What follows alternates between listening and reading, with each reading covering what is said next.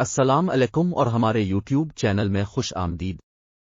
آج ہم ایک انتہائی اہم موضوع پر بات کریں گے جو دنیا بھر کے مسلمانوں کی زندگیوں کو متاثر کرتا ہے۔ موضوع ہے اسلام اور دماغی صحت، دماغ، جسم اور روح کے درمیان تعلق کو سمجھنا۔ عالمی سطح پر دماغی صحت ایک بڑھتی ہوئی تشویش ہے اور اسلام اس سلسلے میں بہت کچھ پیش کرتا ہے۔ یہ سمجھنا ضروری ہے کہ اسلام ایک مکمل طرز زندگی ہے جو صحت کے لیے ایک جامع نقطہ نظر پیش کرتا ہے۔ بشری صحت۔ اسلامی تعلیمات میں دماغ، جسم اور روح کے درمیان تعلق پر زور دیا گیا ہے اور یہ سمجھنا ضروری ہے کہ ان اجزاء میں سے ہر ایک اچھی ذہنی صحت کو برقرار رکھنے میں کیا کردار ادا کرتا ہے۔ اسلام ہمیں سکھاتا ہے کہ ہمارے جسم اللہ کی امانت ہیں اور ان کا خیال رکھنا ہماری ذمہ داری ہے۔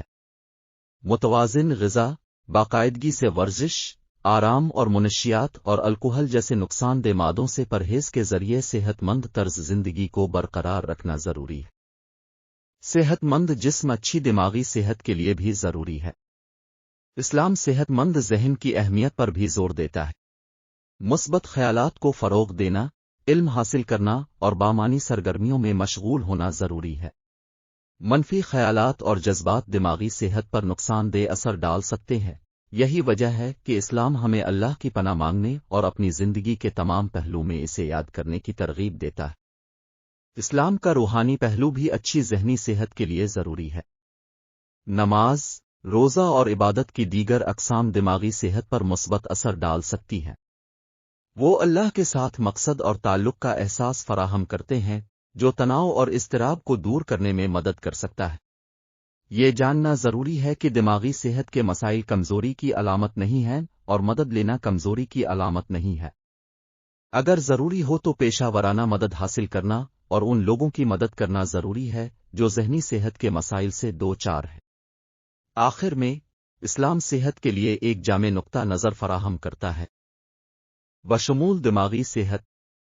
اسلامی تعلیمات میں دماغ، جسم اور روح کے درمیان تعلق پر زور دیا گیا ہے اور یہ سمجھنا ضروری ہے کہ ان اجزاء میں سے ہر ایک اچھی ذہنی صحت کو برقرار رکھنے میں کیا کردار ادا کرتا ہے۔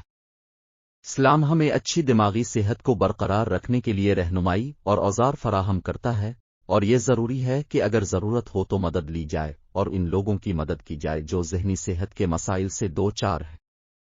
دیکھنے کے لیے آپ کا شکریہ اور برائے کرم۔ اسلام اور دماغی صحت سے متعلق مزید معلوماتی مواد کے لیے ہمارے چینل گولڈن نیوز 00 کو لائک، شیئر اور سبسکرائب کرنا نہ بھول۔ جزاک اللہ خیر۔